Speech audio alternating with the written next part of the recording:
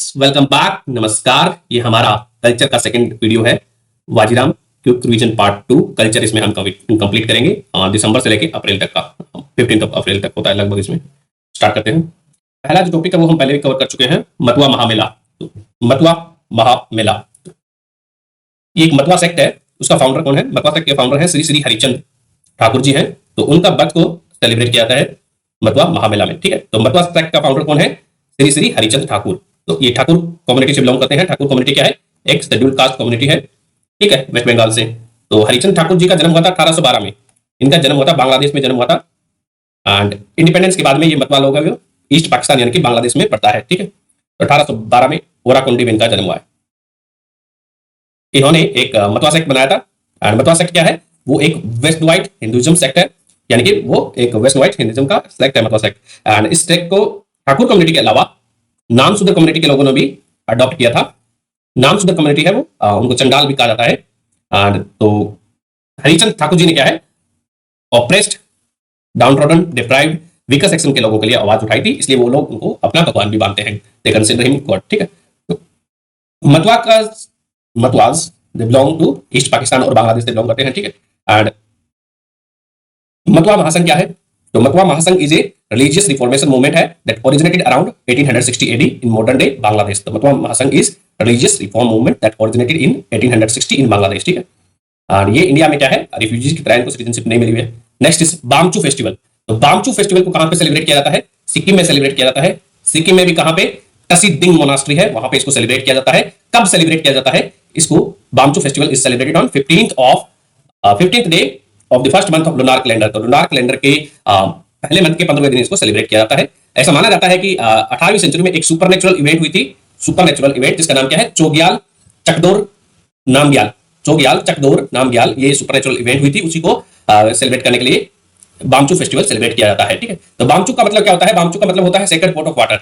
तो इस फेस्टिवल में क्या है, जो एक रिवर है, रिवर राठोंग चू रिवर है, उसमें से एक पानी का घड़ा निकालते हैं ये लोग एंड फिर उसको ओपन किया जाता है। एंड उसमें जो लेवल ऑफ वाटर होता है उस घड़े या पोट में, तो वो बताता है कि यदि वो पूरा भरा हुआ होगा तो वो बताएगा कि पूरा साल आने वाला है, तो उसमें गुड लक लेके आएगा उनके लिए। और खाली रहेगा तो उनके लिए वो ड्राई रहेगा आने वाला साल। तो टसीडांग मोनास्ट्री है, वो कहां पे है? सिक्किम में लोकेटेड है। एंड टसीडांग मोनास्ट्री में बहुत सारी केव्स भी है, जैसे कि डाचनफुंग केव, सारचो बेहुंग केव, लहारी नेंगफू केव। ये एक अजीब सा नाम दिया था, आप देख सकते हो। ठीक है, नेक्स्ट इज प्रिट्जिकर आर्किटेक्चर प्राइज।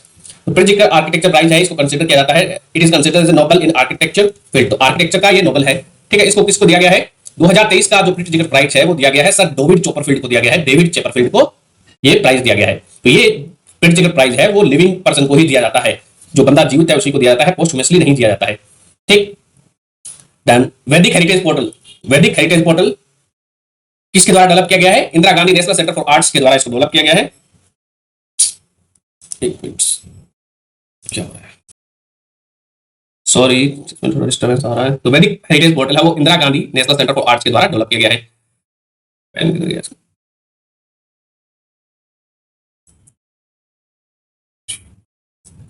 वैदिक heritage portal is developed by Indira Gandhi national centre for arts. ठीक है, तो कला वैभव क्या है? Indira Gandhi national centre for arts का एक वर्चुअल म्यूजियम है जो कि डेवलप किया गया है Indira Gandhi national centre for arts के द्वारा। तो वैदिक हेरिटेज पोर्टल में है जो हमारा जो वेदास से रिलेटेड जितनी भी इंफॉर्मेशन होगी उसमें फीड की जाएगी। एंड वेदास क्या है? वेदास हमारी इंटेंजिबल कल्चर हेरिटेज है एंड यूनेस्को के इंटेंजिबल कल्चर हेरिटेज लिस्ट का भी पार्ट है। ठीक, तो Indira Gandhi national centre for arts कब बनाया गया था? इसको बनाया गया था 1987 में बनाया गया था। ये एक इंडिपेंडेंट बॉडी है, मिनिस्ट्री ऑफ कल्चर के अंदर में आती है ये।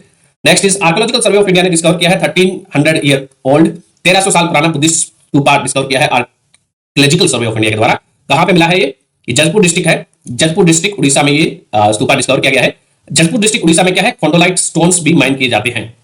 तो खोंडोलाइट स्टोन्स क्या होते हैं? दे आर मेटामॉर्फिक रॉक होती है। एंड खोंडोलाइट स्टोन को क्या बोला जाता है?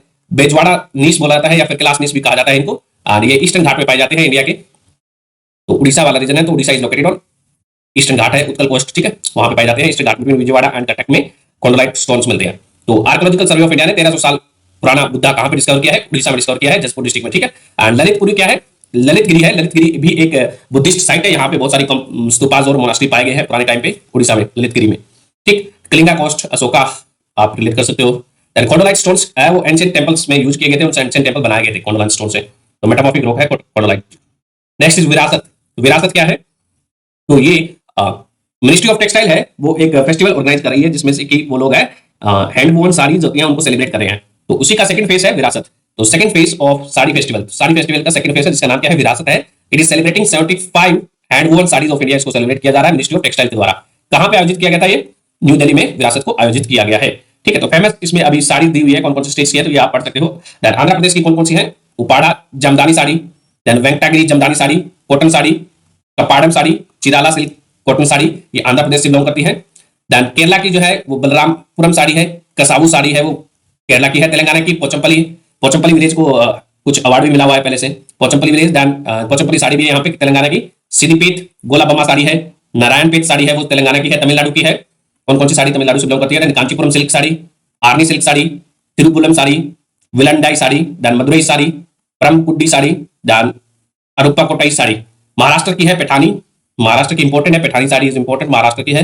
देन कारवत काठी साड़ी, छत्तीसगढ़ की है टसर सिल्क से बनने वाली sari of Champa reason. Madhya Pradesh की माहेश्वरी साड़ी है, चांदेरी सिल्क, मध्य प्रदेश से फेमस है महेश्वरी एंड चांदेरी।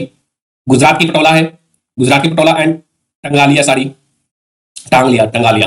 राजस्थान की है कोटाद्री कोटा दोरिया साड़ी, तो कोटा राजस्थान में है। ठीक है, एजुकेशन हब। देन यूपी की है ललितपुरी साड़ी, बनारस बारकोड़ी साड़ी, जांगला साड़ी, टंचोई साड़ी, कटवक, जामदानी साड़ी। तो जामदानी बहुत सारे स्टेट्स की है। जम्मू कश्मीर की है पासमीना, पासमीना को सहतूत की वूल से बनाया जाता है, चिरू की वूल से। देन बिहार की है भागलपुर एंड 52 बूटी साड़ी, तो 52 बूटी 52 बूटी वाली साड़ी है वो बिहार की है। उड़ीसा की कोटपर साड़ी है, गोपालपुर टसर साड़ी, तो Gopalpur post and Kotpad post आपको बताइए तो उसी नाम से है। Then West Bengal Jamdani, Shantipuri and Tangail, तो ये याद रख सकते हो टंगेल साड़ी। झारखंड की है टसर एंड गिच्चा सिल्क साड़ी। कर्नाटक की Ilkal sari, very important. Then Assam की मुगा सिल्क, मेखला चादर। देन पंजाब की है फुलकारी। ये सारी साड़ीज है, आप देख सकते हो। इसके अलावा पहले भी हमने देखा था कि यूनेस्को की हेरिटेज लिस्ट, टेंटेटिव लिस्ट में निकाली गई है कुछ साड़ीज या फैब्रिक्स हैं, वो आप देख लेना। ठीक है, नेक्स्ट इज परफॉर्मिंग आर्ट्स। सूर सिंगर क्या है? तो सूर सिंगर एक स्ट्रिंग इंस्ट्रूमेंट है। सूर singer is a string musical instrument है जो कि स्रोत की तरह दिखाई देता है, तो ये वुड से बना होता है। एंड इसको ध्रुपद, जो क्लासिकल म्यूजिक है हमारा हिंदुस्तानी म्यूजिक का स्टाइल है ध्रुपद, उसके जो प्ले किया जाता है तो उसको भी प्ले किया जाता है। ठीक है, ध्रुपद के दौरान सूर सिंगर को प्ले किया जाता है। ठीक है, एंड तो ध्रुप सूर सिंगर को रिवाइव करने का क्रेडिट दिया जाता है ज्योतिप मुखर्जी को। ज्योतिप मुखर्जी एक बंगाली है, इनको क्रेडिट दिया जाता है सूर सिंगर को रिवाइव करने का। एंड इन्होंने राधिका मोहन वीणा को भी रिवाइव किया था। ज्योतिप मुखर्जी ने राधिका मोहन वीणा को भी रिवाइव किया था और सूर सिंगर को भी रिवाइव किया है। तो दोनों क्या है? Radhika Mohan veena is also a string instrument है, स्ट्रिंग म्यूजिकल इंस्ट्रूमेंट है। तार वाला गिटार वाला जैसा होता है। ठीक है, राधिका मोहन मीना है, उसको किसने बनाया था? राधिका मोहन मीना डेवलप बाय राधिका मोहन मित्रा के द्वारा इसको डेवलप किया गया था, राधिका मोहन मीना को। ठीक है, लावनी क्या है? लावनी डांस फॉर्म है, it is a dance form. ठीक है, फोल्क डांस फॉर्म है महाराष्ट्र की। ठीक है, एंड तो लावण्य, लावण्य का मतलब होता है beauty. Beauty and women dancer होती है, वो 9 यार्ड का लॉन्ग का इसमें साड़ी पहन के नाचती है। ठीक है, एंड इसकी पॉपुलर था लावणी पेशवा के टाइम पे 18th सेंचुरी में ये काफी पॉपुलर रहा था। कारकाटम क्या है? कारकाटम तमिलनाडु का डांस है, तो ancient folk dance of Tamil Nadu. तो कारकाटम इस तमिलनाडु से बिलोंग करता है। कारकाटम एंशिएंट फोल्क डांस है, इसमें ये पोट या फिर मटका रख के डांस किया जाता है। Pot is also called as Karakkam. Karakkam is pot. ठीक है, हेड पे रख के वो डांस करती है और इसमें जो गॉडेस ऑफ रेन है, रेन की गॉडेस है कौन सी? मरियामन, मरियामन, मरियामैन। ठीक है, मरियामन को जो कि भगवान बारिश की देवी है उनको खुश करने किया जाता है कारकाटम में। कारकाटम मतलब पोट। ठीक है, तो पोट से पोट पे रख के वो पानी की मांग करते हैं भगवान की देवी से कि बारिश आ जाए। देन इसके टाइप्स भी हैं, अट्टा कराक्कम, देन शक्ति कराक्कम, ये आप देख सकते हो। देन इसमें क्लासिकल डांस की लिस्ट दी हुई है इसमें मैप में। कश्मीर का है डुमहाल, डमहाल। कश्मीर का है रोफ, कश्मीर का है रोफ। देन पंजाब का भंगड़ा है। देन हिमाचल प्रदेश का नाटी डांस है, नाटी। उत्तराखंड का गढ़वाली है। राजस्थान का गेर एंड घूमर है, Ger and Ghoomar belong to Rajasthan. Garba Gujarat. Madhya Pradesh का कर्मा डांस। उत्तर प्रदेश का कथक, कथक उत्तर प्रदेश का है। कथकली कहाँ का है? केरल का है। बिहार का छाऊ डांस है, नाट नाटिन। तो छाऊ 3 स्टेट्स में होता है। ठीक है, एंड छाऊ के 3 टाइप भी होती है, पुरलिया छाऊ 2 और होते हैं। ठीक है, तो झारखंड छाऊ है। देन बंगाल में भी छाऊ डांस है, उड़ीसा में छाऊ डांस किया जाता है। ठीक है, तो इसमें बिहार, उड़ीसा, झारखंड इन स्टेट्स में, ईस्टर्न स्टेट्स में छाऊ डांस किया जाता है। इसके अलावा उड़ीसा में चांगू डांस किया जाता है, ओडिसी डांस भी किया जाता है। असम का बिहू डांस है। मेघालय का लाहो डांस है, लहो लहो। मिजोरम का खानतुम, खानतुम बिलोंग टू मिजोरम, मिजोरम, मिजोरम। ठीक है, महाराष्ट्र लावनी। गोवा का मारिदो। कर्नाटक का हतारी एंड यक्षगान। तो कर्नाटक का है हतारी एंड यक्षगान। यक्षगान को केरला में भी परफॉर्म किया जाता है, परंतु मेनली कर्नाटक में किया जाता है। ठीक है, केरला मोहिनीअट्टम क्लासिकल डांस है। Then Kathakali again classical dance India का, केरल से बिलोंग करता है। तमिलनाडु से कौन सा है? चांगू एंड कुचिपुड़ी। कुचिपुड़ी क्या है? Again classical dance. Tamil Nadu Bharatanatyam, तो आंध्र प्रदेश से चांगू एंड कुचिपुड़ी है। तमिलनाडु से भारतनाट्यम है एंड करागम एंड कराकटम। 3 हो गए। ठीक है, तो ये लोकल डांस है। ठीक है, नेक्स्ट इज वीर दुर्गा देवी है। वीर दुर्गा देवी है, इनको श्रेय दिया जाता है कि उन्होंने ये Karakattam dance teach, we Durga Devi is related with Karakattam dance. And next is Yakshagana. Yakshagana is a kind of dance होता है जो प्ले किया जाता है, कर्नाटक का डांस है ये यक्षगान, ठीक है। एंड इनका जो अभी एक परफॉर्मर था, प्लेबैक सिंगर यक्षगान, इनकी डेथ हो गई थी, वेपाम नारायण भगवता की डेथ हो गई थी। एंड ये बिलोंग करता है कर्नाटक, और मेनली कर्नाटक में इसको प्ले किया जाता है। देन आल्सो कहां पे, थोड़ा कासरगोड डिस्ट्रिक्ट ऑफ केरला में भी इसको किया जाता है, ठीक है। इसका भक्ति मूवमेंट के दौरान ओरिजिन हुआ है, तो इसमें जो रिलीजियस थीम्स है वगैरह इसमें ये इंस्पायर्ड होता है, ठीक है। एंड इसमें जो गाना होता है, Yakshagana is a dance theatre form होती है, ट्रेडिशनल इंडियन थिएटर फॉर्म है ये। Yakshagana is a traditional Indian theatre form है, इसमें गाना भी गाया भी जाता है और परफॉर्म भी किया जाता है। तो इसको जनरली इसमें किया जाता है कन्नड़ लैंग्वेज में ट्रेडिशनली, परंतु टुल्लू लैंग्वेज में भी किया जाता है इसको perform. Tulu is a south Karnataka की एक लैंग्वेज है, टुल्लू मलयालम में। रिलीजियस थीम्स महाराष्ट्र, महाभारत, भागवत गीता, हिंदू, जैनिज्म, जैन भी कहते हैं इसको डांस को, यक्षांगना फ्रॉम कर्नाटका, ठीक है। Next is Sagol Kangjei. ये सागोल खांगजेई है, पोलो होता है ना, पोलो का ओरिजिन हुआ है इंडिया के इस सागोल खांगजेई से। ये भारत का पोलो है, ठीक है। और ये मणिपुर में इसमें लोग प्ले करते हैं, इसमें हॉर्स पे चढ़ के पोलो पे किया जाता है। सागोल का मतलब होता है पोनी और हॉर्स, सागोल इज मतलब, सागोल का मतलब है पोनी और हॉर्स। कंग का मतलब होता है बॉल, ए बॉल और राउंड ऑब्जेक्ट, और जेई का मतलब होता है स्टिक, यूज फॉर हिटिंग, को हिट किया जाता है। फिर ये मणिपुर का सांगजोल खांगजेई कहां का है, मणिपुर का है, इतना याद रखना है। एंड ये उसका प्रिकसर माना जाता है पोलो का, मॉडर्न पोलो का। नेक्स्ट इज ओटन थुलाल, ये क्या है, नेक्स्ट इज ओटन थुलाल। ये केरला का डांस है, ओटन थुलाल केरला का डांस है, ठीक है। तो ये traditional art form from Kerala, इसमें रिसाइट एंड डांस आर्ट है। एंड इसको इंट्रोड्यूस किया गया था कंचन नाम्बियार के द्वारा, इसको इंट्रोड्यूस किया गया था, ठीक है। एंड ये नाट्य शास्त्र के प्रिंसिपल को फॉलो करता है। ये क्वाइट सिंपल रहता है as compare to Kathakali and Kudiyattam, जो कि कॉम्प्लेक्स डांस होते हैं। तो Ottan Thullal is belonging to, Ottan Thullal, Ottan Thullal is belonging to Kerala से बिलोंग करता है। उसके अलावा केरला से कथकली है, कुडियाट्टम भी है, ठीक है। एंड तो इसके 3 सेपरेट टाइप्स होते हैं, याद रखो, अच्छी बात नहीं रहे तो और भी अच्छी बात। ओटन थुलाल, सीतन थुलाल, थुलाल वाला याद रखना, थुलाल कहां से है, बिलोंग करता है केरल से, ठीक है। And Parayan Thullal, performance and elaborate expression in verses using the mythological stories. Next is Keeladi. Keeladi कहां पे लोकेटेड है, Keeladi is located in Tamil Nadu में लोकेटेड है, शिवमोगा डिस्ट्रिक्ट ऑफ तमिलनाडु। वहां से कुछ एक्सकवेशन की गई थी। एंड तो किलाड़ी है वो लगभग 12 किलोमीटर दूर है मदुरई से। तो Madurai is located on Vaigai river पे लोकेटेड है। तो ये वेगई रिवर, यहाँ पे मैप में देखो तो ये वेगई के किनारे लोकेटेड है मदुरई, और यहाँ से 12 किलोमीटर दूर है केवल। तो वेगई के रिवर बेसिन में आ जाएगा ये किलाड़ी, ठीक है। तो जैसे इंडस वैली सिविलाइजेशन से हमें कुछ मिले हैं, एक्सकवेशन साइट्स मिले हैं, इंडस वैली के रिमेन्स मिले हैं। तो उसी तरह से हम इनको नाम दिया गया है, साइंटिस्ट ये आर्कियोलॉजिस्ट इनको नाम दे रहे हैं, वेगई वैली सिविलाइजेशन का नाम दे रहे हैं, ठीक है। यहाँ से कुछ वो मिले हैं कुछ चीजें। तो discovery of heap of pottery वगैरह मिली है यहाँ से। एंड तमिल ब्राह्मण इंस्क्रिप्शन भी मिले हैं। ये मेनली कहाँ पे है, तमिलनाडु में है, ये याद रखना, ठीक है, किलाड़ी। एंड इसलिए इनको नाम दिया गया है इसमें। इनका जो लिंक है संगमेश से लिंक है, संगमेश हम जानते हैं 3 BC से लेके 3rd सेंचुरी BC से लेके 3rd सेंचुरी AD तक होती है संगमेश, तो वहां से ये लिंक्ड है, ठीक है। Next is thread to geoglyphs in Ratnagiri. तो जियोग्लिप्स क्या होती है, geoglyphs are a form of prehistoric rock art. तो ये रॉक पे की जाने वाली आर्ट्स होती है, वहां पे पेंटिंग बना दी जाती है, उनको जियोग्लिप्स बोलते हैं। तो रत्नागिरी कहां पे है, रत्नागिरी महाराष्ट्र में है, ठीक है। तो महाराष्ट्र में है, ठीक है। तो रत्नागिरी में जो रॉक आर्ट्स की गई थी, पुरानी आर्ट्स है, वहां पे उनको बोला जाता है कोंकण जियोग्लिप्स, कोंकण जियोग्लिप्स। तो ये जो हमारा कोंकण कोस्ट है इंडिया की, महाराष्ट्र गोवा वाली कोस्ट है, तो वहां पे कोंकण जियोग्लिप्स पाए जाते हैं, और इनको यूनेस्को की टेंटेटिव लिस्ट में डाला गया है। तो Konkan geoglyphs are put in UNESCO tentative list है, यूनेस्को वर्ल्ड हेरिटेज साइट्स की टेंटेटिव लिस्ट में इनको डाला गया है, ठीक है। रत्नागिरी में अभी क्या है, एक रिफाइनरी लगा रहे हैं, गवर्नमेंट ने अप्रूव कर दी है। तो वहां पे कुछ लोग कह रहे थे कि ये थ्रेट करेगा इनको, ठीक है, प्री हिस्टोरिक पेट्रोग्लिप्स को ये थ्रेट करेगी रिफाइनरी। इसलिए न्यूज में आया कि कोंकण पेट्रोग्लिप्स को नॉमिनेट किया गया है, इसलिए यूनेस्को वर्ल्ड हेरिटेज साइट के लिए टेंटेटिव लिस्ट में डाला गया है। एंड ये जो है वो लेटराइट प्लेट्यूज पे किए गए हैं। लेटराइट को बोला जाता है सादा इन मराठी, सादा इन मराठी, ठीक है। नेक्स्ट इज, तो इनमें पेट्रोग्लिप्स में, इन सब पेट्रोग्लिप्स में कासेली पेट्रोग्लिप्स है, बहुत सारे हैं इनमें। तो वहां पे रॉक्स होती हैं, तो उनके अलग अलग जगहों पे इंस्क्रिप्शन किए गए हैं, तो उनमें अलग अलग जगह का नाम है, जम्बूरम, कासेली। तो इनमें सबसे बड़ी है वो कासेली है। तो Kasheli inscription is geoglyph is सबसे बड़ी है इनमें, Kasheli geoglyphs is largest among them in Ratnagiri district of Maharashtra, ठीक है। नेक्स्ट इज, इसमें से हमें मेजोलिथिक टाइम के वीडियोस भी मिलते हैं, ठीक है। तो वहां से हमें हिस्ट्री को जानने में मदद करता है। National archive of India, national archive of India को मिनिस्ट्री ऑफ कल्चर के अंदर एस्टैब्लिश किया गया था। Initially it was established in Calcutta, then later on move to Delhi, ठीक है। तो पहले इसका कलकत्ता में हुआ करता था, परंतु इसको दिल्ली में लाया गया था। इसको एस्टैब्लिश किया गया था 1891 में कलकत्ता में as a imperial record department.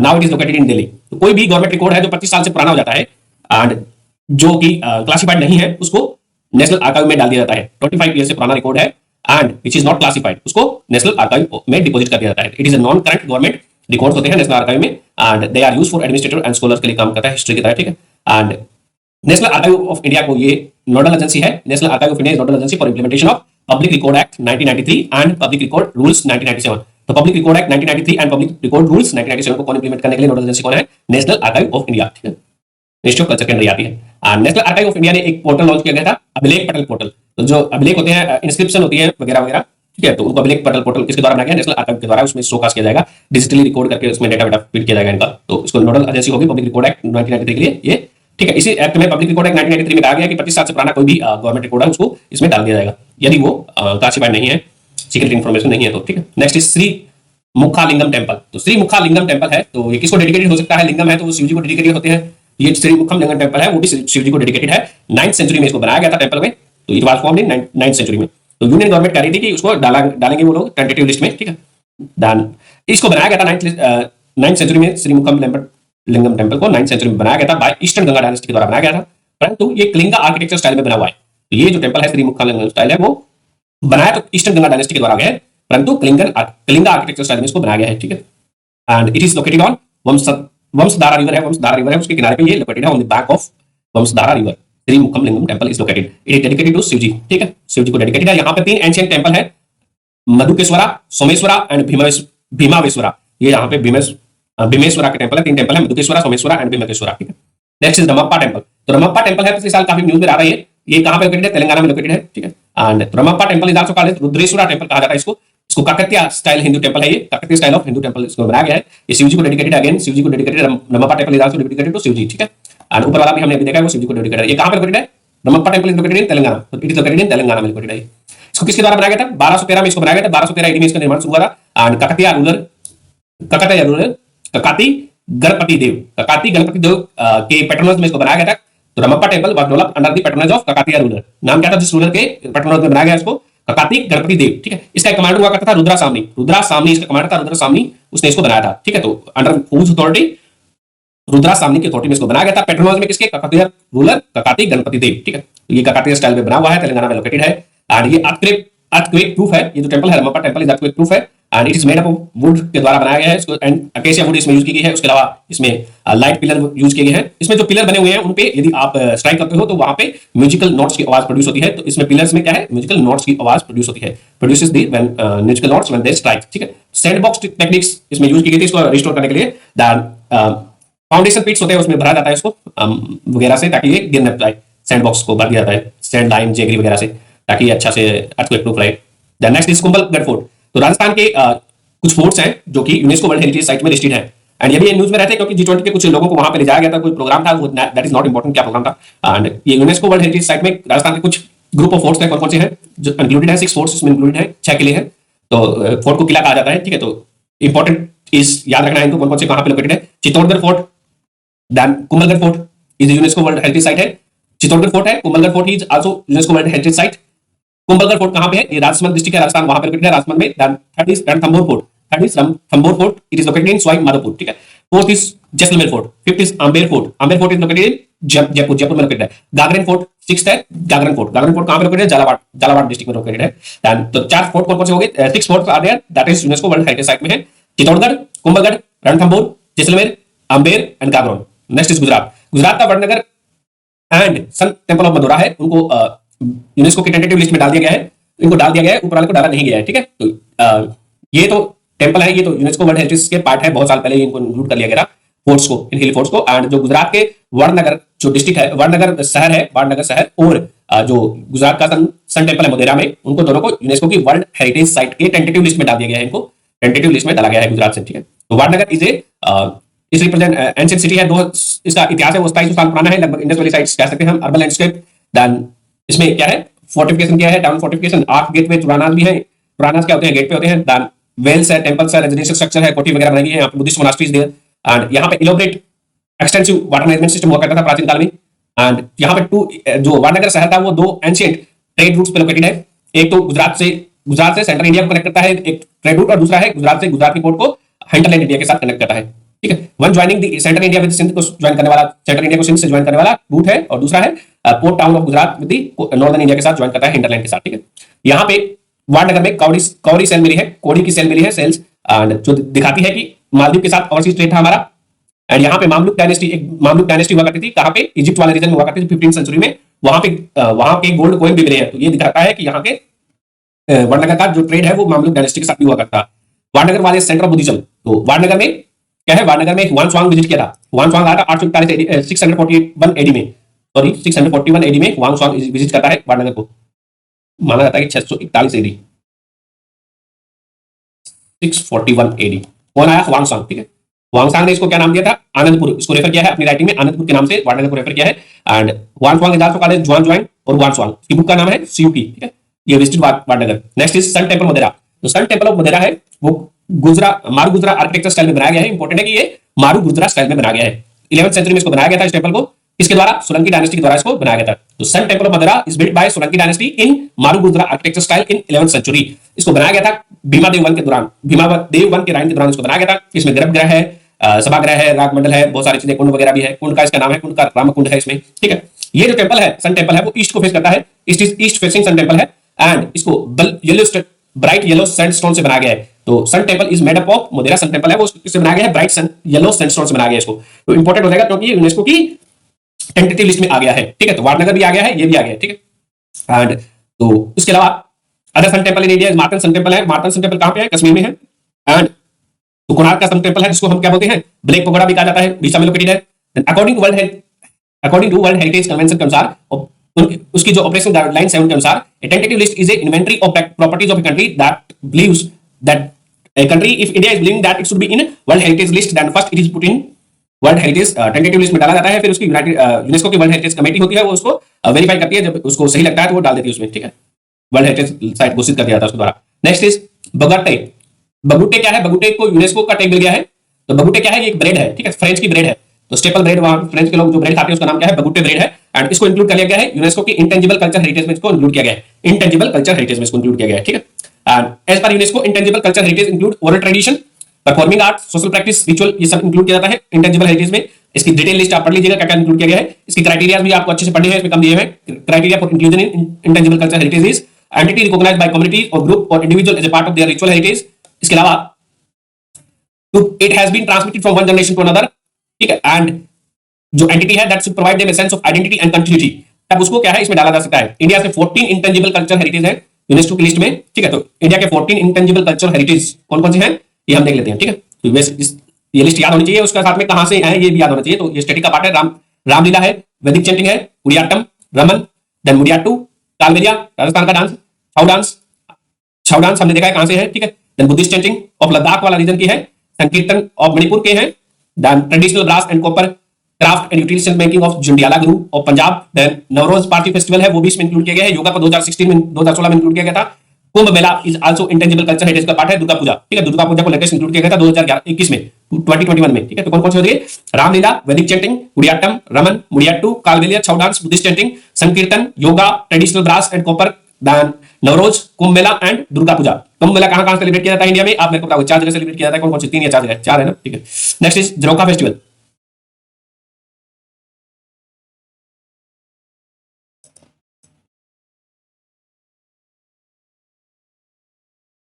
Next topic है वो हमारा है झरोखा फेस्टिवल, ठीक है। तो झरोखा फेस्टिवल, झरोखा हवा का झोंका आता है, तो ये झरोखा है, ठीक है, झोंका नहीं है, झोंका, झरोखा है। ये इसको सेलिब्रेट किया जाता है कोरकू ट्राइब के द्वारा। तो Jharokha festival is celebrated by Korku tribe. तो ये ट्राइबल डांस है, कोरकू ट्राइब का एक डांस है झरोखा, ठीक है। एंड इसमें सेंट्रल इंडिया रीजन है जो एमपी और महाराष्ट्र में इसको सेलिब्रेट किया जाता है, ठीक है। एंड जो इसका जो कोरकू ट्राइब होती है उसका एक विलेज हेडमैन होता है, उसको क्या बोलते हैं, पाटिल। तो पाटिल क्या होता है, इनका विलेज हेडमैन होता है, ठीक है, इनका मुखिया होता है, सरपंच होता है। एंड कोरकू ट्राइब का Patil is a village headman. तो कोरकू ट्राइब कहां पाई जाती है, एमपी, महाराष्ट्र, सेंट्रल इंडिया वाले रीजन में पाई जाती है। झरोखा उनका फेस्टिवल है। Next is Sangai festival. तो Sangai festival is named after the state animal of Sangai. तो संगाई क्या है, स्टेट एनिमल है किसका, मणिपुर का। Sangai is state animal of Manipur. Sangai is brow antler deer. Sangai क्या है, संगाई इज ए डियर है that is found only in Manipur में पाया जाता है केवल। Sangai is found in Keibul Lamjao national park में पाया जाता है, जहां पे फूमदीज मिलती है हमें, ठीक है। और इसके अलावा थांगटा है, थांगटा इज मार्शल आर्ट है किसकी, थांगटा इज मार्शल आर्ट है मणिपुर की। एंड संगोल खोंगजाई हमने पढ़ चुके हैं, इट इज एंशिएंट पोलो है, ठीक है। Losar festival, next is Losar festival है, उसको सेलिब्रेट किया जाता है लद्दाख वाले रीजन में, ठीक है। तो लद्दाख का न्यू ईयर फेस्टिवल है ये, occasion of Losar and important festival of Ladakh region that mark the beginning of Tibetan new year. तो Losar mark the beginning of Tibetan new year, ठीक है। तो उसमें तिब्बत बुद्धिज्म वाले लोग इसको सेलिब्रेट किया करते हैं। Next is JC Bose, personalities in news, JC Bose, Jagdish Chandra Bose, ठीक है। इनका नाम है, पूरा नाम इनका आचार्य जगदीश चंद्र बोस है। एंड ये बायोलॉजिस्ट थे, फिजिस्ट थे एंड बॉटनिस्ट थे इंडिया के। इनका इंपॉर्टेंट इन्वेंशन था क्रेसोग्राफ। क्रेसोग्राफ इनका इंपॉर्टेंट इन्वेंशन था जो कि मेजर कर सकता था plant, to measure the plant का जो रिस्पॉन्स था टू वेरियस स्टिमुलाइज। यदि हम प्लांट को कोई स्टिमुलाई देते हैं तो उसमें जैसे कि लाइट्स वगैरह है, तो उसमें how the plant is responding उसको मेजर किया जाता है इस डिवाइस के द्वारा, क्रिस्टोग्राफ के द्वारा, ठीक है। एंड इन्होंने आल्सो डिस्कवर किया था parallelism between animal and plant tissue के बीच में पैरेललिज्म है वो किसके द्वारा डिस्कवर किया था, जेसी बोस के द्वारा, ठीक है। जेसी बोस वायरलेस कम्युनिकेशन का भी इन्होंने डिस्कवर किया था, इसलिए इनको फादर ऑफ रेडियो साइंस भी कहा जाता है। तो by institute of electrical and electronics engineering के द्वारा, तो JC Bose is called as father of radio science by institute of electrical and electronics engineering. JC Bose is also called as father of Bengali science fiction, he is also the father of Bengali science fiction का इनको father माना जाता है, ठीक है। And इनकी जो books है जेसी बोस की इंपॉर्टेंट बुक कौन कौन सी है, लिविंग एंड नॉन लिविंग 1902 में आई थी, 1902 में स्वदेशी वाले टाइम पे। Then nervous mechanism of plant in 1926 में आई है, ठीक है। तो nervous mechanism of plant 1926 J C Bose. And इनका जो स्वदेशी मूवमेंट के दौरान भी एक इंपॉर्टेंट रोल रहा है, तो ये फ्रीडम फाइटर भी थे JC Bose. Next is Kamala Devi Chattopadhyay. Kamala Devi Chattopadhyay belong करती है मैंगलोर कर्नाटक से बिलोंग करती है, और she was first women to run for legislative office के लिए रन करने वाली, ठीक है। तो ये फ्रीडम फाइटर थी कमला देवी चट्टोपाध्याय, और इन्होंने आजादी के बाद में क्या है नेशनल स्कूल ऑफ ड्रामा, संगीत, नाटक academy and craft council of India को एस्टैब्लिश करने में इंपॉर्टेंट रोल प्ले किया गया था कमला देवी चट्टोपाध्याय के द्वारा। तो नेशनल स्कूल ऑफ ड्रामा, संगीत, नाटक academy and craft council of India के द्वारा इनको रमन मैगसेसे प्राइज भी मिल चुका है। कमला देवी चट्टोपाध्याय कहां से बिलोंग करती है, कर्नाटक के मैंगलोर से, ठीक है।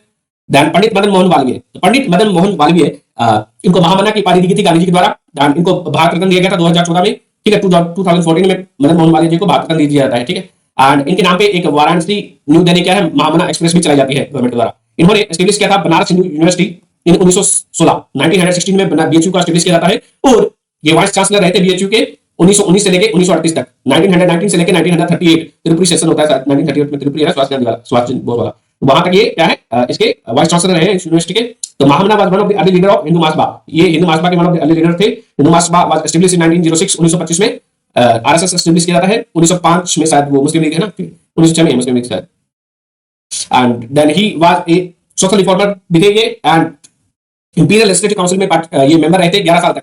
इंपीरियल लेजिस्लेटिव काउंसिल में ये 11 साल तक मेंबर रहे 1909 से लेकर 1920 तक, ठीक है। तो इन्होंने सत्यमेव जयते जो स्लोगन था यूज किया था कांग्रेस के सेशन में, ठीक है। तो पंडित मदन मोहन मालवीय ने सत्यमेव जयते का जो स्लोगन है उसको पहली बार कांग्रेस के सेशन में 1918 वाला सेशन हुआ था, तब उसने इन्होंने यूज किया था, ठीक है। एंड तो पंडित मदन मोहन मालवीय को ने यूज किया था सत्यमेव जयते। सत्यमेव जयते को लिया गया है मुंडका उपनिषद से, ठीक है। ये 4 बार इंडियन नेशनल कांग्रेस के प्रेसिडेंट रह चुके हैं, कितने बार, 4 बार, ठीक है। तो 4 times he was president of Indian national Congress के सेशन के लिए। कब कब रहे हैं, 1909 में, देन 1913 में, 1919 में, 1932 में, तो 4 बार रह चुके हैं, 1909, 1913, 1919 और 1932 में, ठीक है। ये चेयरमैन थे हिंदुस्तान टाइम्स न्यूज़पेपर के चेयरमैन थे 1924 से 1946 तक।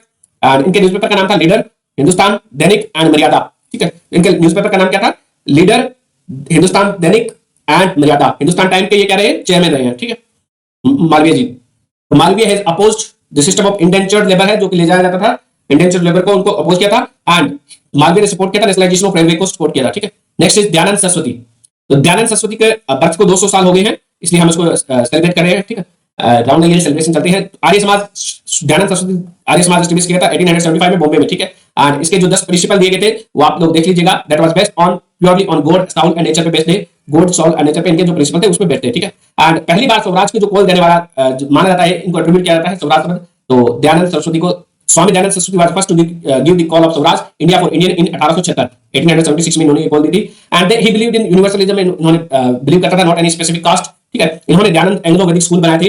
एंड इन्होंने फर्स्ट दयानंद एंग्लो वैदिक स्कूल यानी कि डीएवी स्कूल ओपन किया था लाहौर में ओपन किया था, ठीक है। एंड उसका हेडमास्टर कौन था, तो फर्स्ट जो ओपन किया था डीएवी स्कूल उसका हेडमास्टर था महात्मा हंसराज, ये नाम है हंसराजस, ठीक है, हंसराजस नाम है, महात्मा हंसराजस से पहले हेडमास्टर रहे हैं डीएवी स्कूल के। ये एस्टैब्लिश किया गया था लाहौर में डीएवी, ठीक है। इनकी बुक का नाम था सत्याग्रह प्रकाश, इन्होंने ये भी बोला था वेदों की ओर लौटो, ठीक है। नेक्स्ट स्वामी विवेकानंद। तो स्वामी विवेकानंद का बर्थ हुआ था 12 जनवरी को, ठीक है। तो 12 जनवरी को हम सेलिब्रेट करते हैं नेशनल युवा डे, ठीक है, नेशनल यूथ डे। नरेंद्र नाथ दत्त इनका पूरा नाम था, कोलकाता में इनका जन्म होता है। रामकृष्ण मिशन की स्थापना करते हैं 1897 में। He has practice neo Vedanta को उन्होंने प्रैक्टिस किया था, प्रोपेगेट भी किया था। देन इनका लिटरेरी कंट्रीब्यूशन रहा है, स्वामी विवेकानंद जी का क्या लिटरेरी कंट्रीब्यूशन है, तो इन्होंने 3 बुक लिखी है, राजयोगा, जनन योग एंड कर्म योग। राजयोग, जनन योग एंड कर्म योग इनकी बुक का नाम है। एंड सुभाष चंद्र बोस जी ने इनको मेकर ऑफ मॉडर्न इंडिया बोला है। स्वामी विवेकानंद को मेकर ऑफ मॉडर्न इंडिया किसने बोला है, सुभाष चंद्र बोस जी ने बोला है मेकर ऑफ मॉडर्न इंडिया, इसको स्वामी विवेकानंद को, ठीक है। महामना की उपाधि किसको दी गई थी, महामना की उपाधि दी गई पंडित मदन मोहन मालवीय को, किसके द्वारा, महात्मा गांधी के द्वारा, ठीक है। एंड जो है दयानंद सरस्वती है, इनका कंट्रीब्यूशन हम देखें तो दयानंद स्वामी विवेकानंद है, Swami Vivekananda maker of modern India. And इन्होंने ब्रह्म समाज ज्वाइन किया था, ठीक है। तो ब्रह्म समाज किसके द्वारा फाउंड किया गया था, राजाराम मोहन राय, इन्होंने ज्वाइन किया है, ठीक है। एंड इन्होंने चाइल्ड मैरिज को एलिमिनेट करने के लिए भी काम किया था। एंड इनकी जो फिलॉसफी थी वो इन्होंने नियो वेदांता को प्रीच किया था स्वामी विवेकानंद जी ने। शिकागो में फेमस भाषण देता है, शिकागो में इन्होंने फेमस स्पीच डिलीवर किया है। And new Vedanta is the interpretation of Hinduism through western and believed in combining the spirituality of east and जो मटेरियलिज्म ऑफ वेस्ट है, उन दोनों का ये कॉम्बिनेशन करना चाहते थे। Vedanta is one of the 6 school philosophy है। Then new Vedanta is a modern interpretation of Vedanta. ठीक है, आज की कंडीशन में हम कैसे वेदांता को देखते हैं वो न्यू वेदांता है। एंड ये अगेंस्ट में था किसके, जो शंकराचार्य का यूनिवर्सल इल्यूजनिज्म है उसके अगेंस्ट में है। एंड न्यू वेदांता कंसाइल करता है इसको ड्युअलिज्म एंड नॉन ड्युअलिज्म दोनों को एक साथ लाने की कोशिश करता है, जबकि यूनिवर्सल इल्यूजनिज्म है वो शंकराचार्य का है। नेक्स्ट इज संत रविदास। तो संत रविदास की अभी जयंती सेलिब्रेट की गई थी 5 फरवरी को। ठीक है, तो इनका जन्म होता है वो माघ पूर्णिमा को जन्म होता है संत रविदास जी का। एंड इनका जन्म होता है वाराणसी में 1377 में इनका जन्म होता है। कहां पे, वाराणसी उत्तर प्रदेश में। Indian mistake poet social reformer रहे हैं ये। एंड इनको रायदास, रोहिदास या फिर रूहीदास भी कहा जाता है। इन्होंने अपोज किया था कास्ट सिस्टम को, इक्वालिटी का मैसेज दिया था। इनके 41 पॉइंट्स है वो आदि ग्रंथ में इंक्लूड की गई है। सिखों का होली ग्रंथ है आदि ग्रंथ, या फिर इनको 11th गुरु भी कहा जाता है, लिविंग गुरु भी कहा जाता है आदि ग्रंथ को। एंड जो संत रविदास जी है वो क्या है, मीराबाई के स्पिरिचुअल गुरु भी हैं, तो स्पिरिचुअल गाइड। गोस्वामी तुलसीदास जी, तो रामायण लिखी गई थी वाल्मीकि शेष के द्वारा। महर्षि वाल्मीकि ने लिखी थी रामायण। ठीक है, महर्षि वाल्मीकि में रामायण लिखी थी, उसी पे क्या है, उसी पे बेस्ट रामचरितमानस है वो लिखी गई थी किसके द्वारा, गोस्वामी तुलसीदास जी के द्वारा लिखी गई है। ये एक पोइम है, रामचरितमानस इज ए पोइम है जिसको लिखा गया है गोस्वामी तुलसीदास के द्वारा, जबकि जो रामायण है वो लिखी गई है वाल्मीकि के द्वारा। ठीक है, तो ये 16th सेंचुरी में पोइट हुए। अवधी डायलेक्ट इन्होंने यूज किया था। एंड तो अवध वाले रीजन में, लखनऊ प्रयागराज अयोध्या वाले रीजन में ये फेमस थे। तुलसीदास है वो जन्म से क्या थे, ब्राह्मण थे। एंड इनका जो नाम था वो था भोला राम दुबे। तो गोस्वामी तुलसीदास जी का नाम क्या था, भोला राम दुबे था। ठीक है, इनका जन्म हुआ था राजापुर, यमुना के किनारे राजापुर लोकेटेड है, जो कि प्रेजेंट डे में बांदा डिस्ट्रिक्ट पड़ता है यूपी में। ठीक है, तुलसीदास अकबर के कंटेम्पररी थे, परंतु उसके कोर्ट में नहीं रहते थे। तुलसीदास उसके कंटेम्पररी थे। ये माना जाता है कि अब्दुल रहीम खान खां जो कि बैरम खान का पुत्र था, उसके साथ ये कांटेक्ट में थे तुलसीदास जी। ठीक है, तो किसके साथ कांटेक्ट में थे, अब्दुल रहीम खान खां, जो कि बैरम खान कौन था, इसका जो पेट्रोन है अकबर का, पेट्रोन कह सकते हो आप, इसका जो संभालने वाला था। तो तुलसीदास जी ने और भी बहुत सारी बुक लिखी है, जैसे कि रामचरितमानस इन्होंने लिखी है। तुलसीदास जी ने Ramlala Nahachhu, then Barvai Ramayan, Ramagya Prashna, Parvati Mangal, Janaki Mangal, Parvati Mangal in Awadhi language and are some of the Tulsidas popular work. तो ये आप याद कर सकते हो। ठीक है, रामचरितमानस, रामलीला रचातु, देन बरवाई रामायण, रामगया प्रसना, पार्वती मंगल एंड जानकी मंगल, इनकी अवधि में लिखी हुई कुछ एक रचनाएं हैं।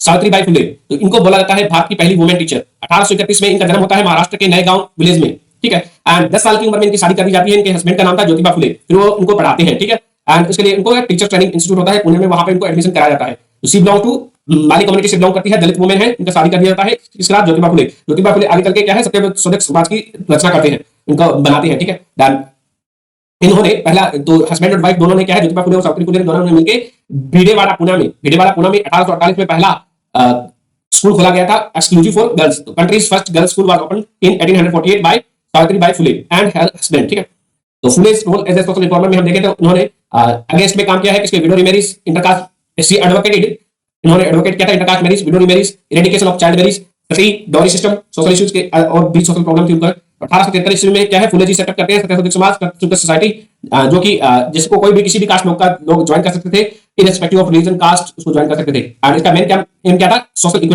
इक्विटी लाना था। ठीक है, इसके अलावा फुले जी ने सत्यशोधक मैरिज प्रमोट की थी, सत्यशोधक मैरिज। तो जो प्रेजेंटली हम रिचुअल से मैरिज करते हैं, ब्राह्मण मैरिज, उसके अपोज में इन्होंने सत्यशोधक मैरिज लेके आए थे ये, जिसका काम क्या था, एजुकेशन को प्रमोट करना। Satyashodhak marriage was rejection of Brahmanical ritual and marrying couple taking place to promote equality and education. ठीक है, इसके अलावा इन्होंने एक इंपॉर्टेंट इंस्टीट्यूट एस्टेब्लिश किया गया था, द कपल, जो Savitribai Phule and her husband establish the Bal Hatya प्रतिबंधक गृह है। तो बाल हत्या प्रतिबंधक गृह, बाल हत्या प्रतिबंधक गृह है ये। तो it was a child centre for protection of pregnant window and जो रेप विक्टिम्स, जो बच्चे होने वाले थे उनको बचाने के लिए इसको एस्टेब्लिश किया गया था। बाल हत्या प्रतिबंधक गृह, बाल हत्या प्रतिबंधक गृह, चाइल्ड केयर सेंटर था ये, बाल हत्या, बच्चों की हत्या से बचाने के लिए। ठीक है, and pregnant window and rape victims को भी इसमें ध्यान रखा जाता था। और इन्होंने क्या है, यशवंत राय को अडॉप्ट किया था। तो यशवंत राय एक विडो का सन था, उसको अडॉप्ट किया था, फिर उसने शिक्षा देकर उसको डॉक्टर बनवाया था। ठीक है, डॉक्टर बनाया था। Then Savitribai Phule was involved in relief work में इन्वॉल्व थी। 1896 के फेमाइन में उन्होंने लोगों की हेल्प की थी। और 1897 में बुबोनिक प्लेग आता है, 1897 में बुबोनिक प्लेग आता है, जिसके कारण बहुत सारे लोग मारे जाते हैं। तो एक बच्चे को ये बुबोनिक प्लेग हो जाता है, तो सावित्रीबाई फुले है वो उस बच्चे को एडमिट कराने हॉस्पिटल में जाती है, तब उनको भी क्या है, प्लेग हो जाता है, तो उनकी डेथ हो जाती है। ठीक है, देन इनकी रचनाएं हैं Savitribai, literary work of Savitribai Phule is काव्य फुले। तो इसका जो इंपॉर्टेंट वर्क है सावित्रीबाई फुले का वो काव्य फुले है। काव्य फुले क्या है, इनकी पोइट्री है। तो पोइट्री ब्लॉसम रिटन इन 1854 में इसको लिखा गया है, 1854, ठीक है। देन बावन काशी सुबोध रत्नाकर, तो बावन काशी सुबोध रत्नाकर इज अगेन इनकी बुक है the ocean of pure James, इसको इंग्लिश में बोला जाता है ओशन ऑफ प्योर जेम्स, का पब्लिश हुई थी 1892 में। देन मतुश्री सावित्रीबाई, नेक्स्ट इज तीसरी इनकी बुक का नाम है मतुश्री सावित्रीबाई फुलेंची बसवाने नाग, बस अजीब सा नाम है मतुश्री सावित्रीबाई। सावित्रीबाई से समझ जाओगे कि आप सावित्रीबाई की है, ठीक है। तो Savitribai Phule speech and sing songs है इसमें इंक्लूड किए गए हैं। इनका काव्य फुले दैट इज पोएट्री इनकी है, एंड बावन काशी सुबोध रत्नाकर इनका ओशन ऑफ जेम्स की बुक का नाम है, ठीक है। नेक्स्ट इज कोची मुद्रिस्ट बाइनेकल, बाइनेले, ठीक है। कोची मुद्रिस्ट बाइनेले, बाइनेले क्या होते हैं, बाइनेलेज क्या होते हैं, बाइनेलेज आर नॉन कमर्शियल एंटरप्राइज होते हैं जो कि आर्ट वगैरह को प्रमोट करते हैं, ठीक है। देन उसी से रिलेटेड है कोची मुद्रिस्ट बाइनेले बनाया गया था एक सिटीज में, ये सिटी स्पेसिफिक होते हैं, लगभग एक सिटीज के नाम पे इनको नाम रखा जाता है, तो ग्रुप वगैरह होते हैं जो कि आर्ट को प्रमोट करते हैं, एनजीओ वगैरह, ठीक है। तो कोची मुद्रिस्ट है वो केरला से बिलोंग करते हैं, ठीक है। इसको 2011 में फाइंड किया था। नेक्स्ट अमृत उद्यान, मुगल गार्डन का नाम बदल के क्या कर दिया था, अमृत उद्यान कर दिया था, ठीक है। तो मुगल गार्डन को बनाया गया था, मुगल स्टाइल और यूरोपियन स्टाइल का कॉम्बिनेशन है। तो मुगल गार्डन में कितने हैं, 15 गार्डन है, एंड तो मुगल गार्डन कहां पे लोकेटेड थे, राष्ट्रीय वन में थे, उनका नाम बदल के अमृत उद्यान कर दिया गया है।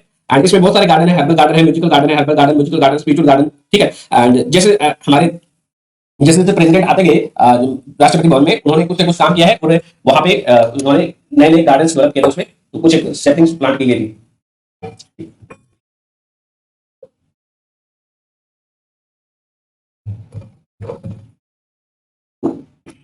तो राष्ट्रपति भवन में जो मुगल गार्डन है उनका जो इम्प्रिंट है उसका डिजाइन कौन किया था, ल्यूटन, एडविन ल्यूटन ने उनको डिजाइन किया था मुगल गार्डन को 1917 में, उनको लगाया गया था 1929 में, ठीक है। 1929 में उनको लगाया गया था, एंड किसके द्वारा लगाया गया था, इनमें जो गार्डन में ट्री लगाए गए थे विलियम मस्टो के द्वारा लगाए गए थे, ये प्लांटेड द गार्डन। तो विलियम मस्टो ने प्लांट किया था गार्डन को, डिजाइन किसने किया था, एडविन ल्यूटन को। एडविन ल्यूटन के बारे में आपने पढ़ा होगा, तो आर्किटेक्ट था, ठीक है।